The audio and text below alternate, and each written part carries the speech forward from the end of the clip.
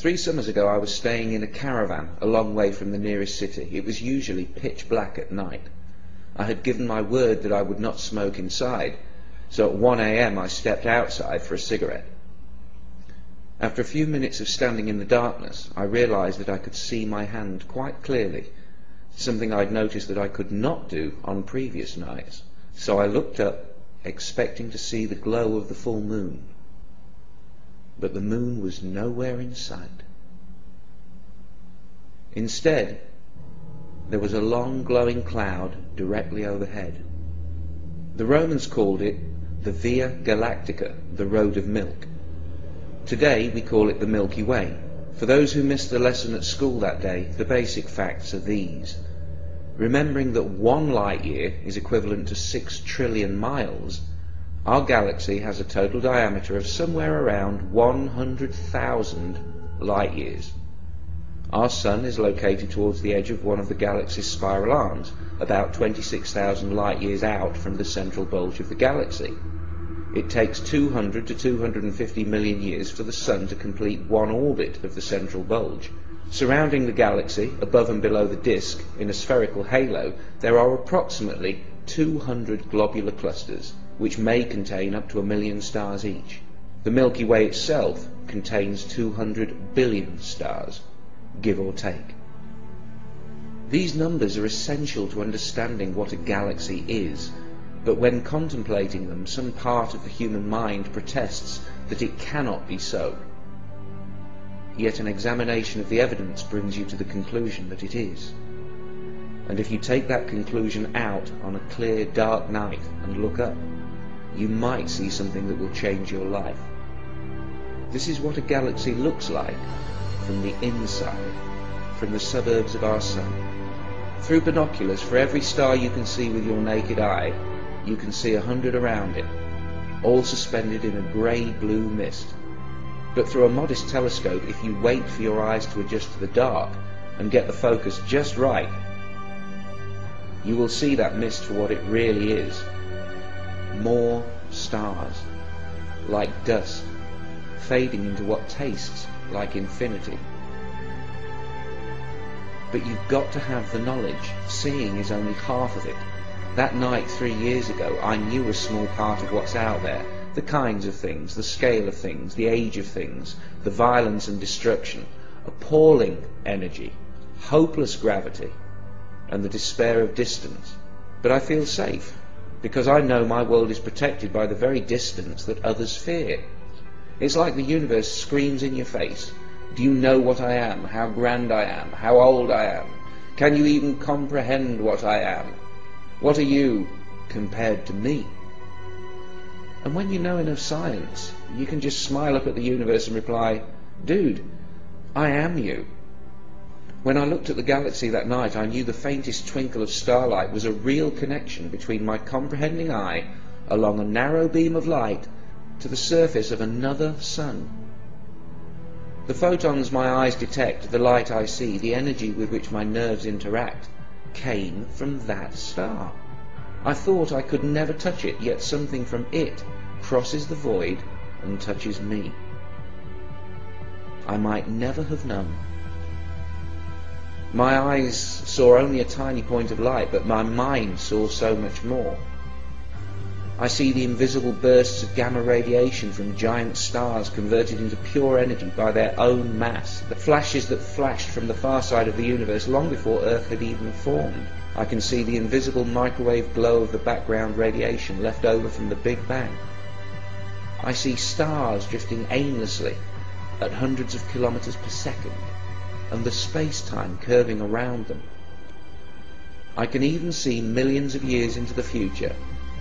That blue twinkle will blow up one day, sterilizing any nearby solar systems in an apocalypse that makes the wrath of human gods seem pitiful by comparison. Yet it was from such destruction that I was formed. Stars must die so that I can live. I stepped out of a supernova. And so did you.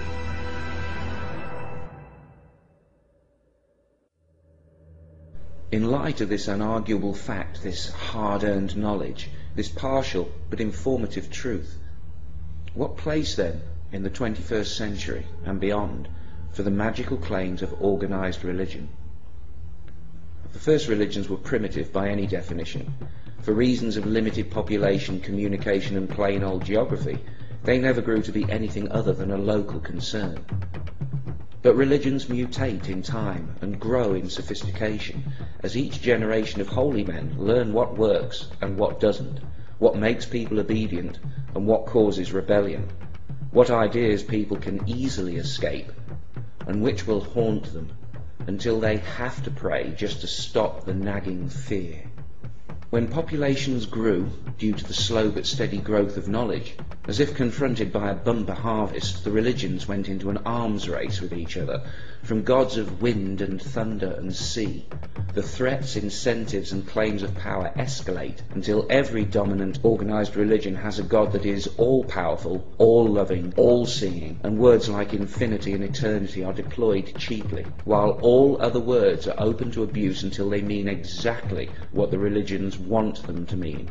That night under the Milky Way, I, who experienced it, cannot call the experience a religious experience, for I know it was not religious in any way. I was thinking about facts and physics, trying to visualize what is, not what I would like there to be. There's no word for such experiences that come through scientific and not mystical revelation. The reason for that is that every time someone has such a mindgasm, religion steals it, simply by saying, you had a religious experience. And spiritualists will pull the same shit. And both camps get angry when an atheist like me tells you that I only ever had these experiences after rejecting everything supernatural. But I do admit that after such experiences, the moments when reality hits me like a winning lottery ticket, I often think about religion and how lucky I am that I am not religious. You want to learn something about God? Okay. This is one galaxy. If God exists, God made this. Look at it, face it, accept it, adjust to it, because this is the truth, and it's probably not going to change very much. This is how God works. God would probably want you to look at it, to learn about it, to try to understand it. But if you can't look, if you won't even try to understand, what does that say about your religion?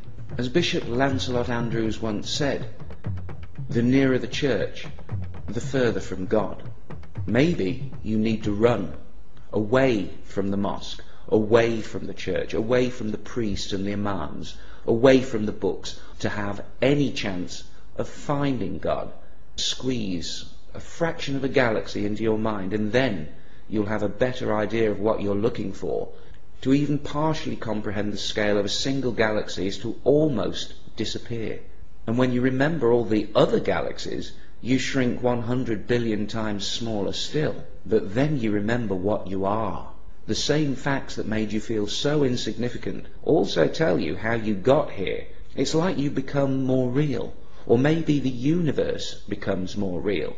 You suddenly fit. You suddenly belong. You do not have to bow down. You do not have to look away. In such moments, all you have to do is remember to keep breathing. The body of a newborn baby is as old as the cosmos.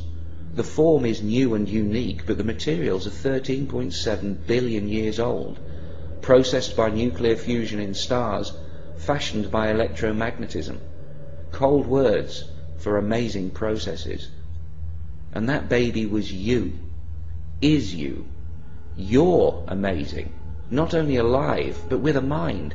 What fool would exchange this for every winning lottery ticket ever drawn? When I compare what scientific knowledge has done for me and what religion tried to do to me, I sometimes literally shiver. Religions tell children they might go to hell and they must believe, while science tells children they came from the stars and presents reasoning they can believe. I've told plenty of young kids about stars and atoms and galaxies and the Big Bang, and I have never seen fear in their eyes, only amazement and curiosity. They want more. Why do kids swim in it? and adults drown in it? What happens to reality between our youngest years and adulthood? Could it be that someone promised us something so beautiful that our universe seems dull, empty, even frightening by comparison? It might still be made by a creator of some kind, but religion has made it look ugly. Religion paints everything not of itself as unholy and sinful, while it beautifies and dignifies its errors, lies and bigotry, like a pig wearing the finest robes. In its efforts to stop us facing reality, religion has become the reality we cannot face. Look at what religion has made us do to ourselves and to each other. Religion stole our love and our loyalty and gave it to a book, to a telepathic father that tells his children that love means kneeling before him. Now, I'm not a parent, but I say that those kids are going to turn out messed up.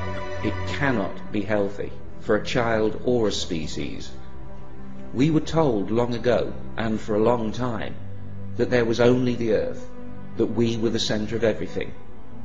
That turned out to be wrong. We still haven't fully adjusted. We're still in shock. The universe is not what we expected it to be. It's not what they told us it would be.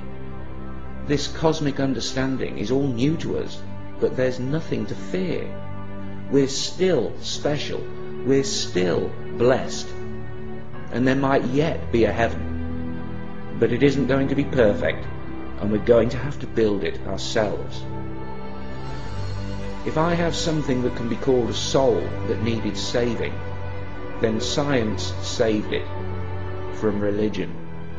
Some people find it really very depressing that the universe can only support life for another 30 billion years. 30 billion years. Are you fucking kidding me?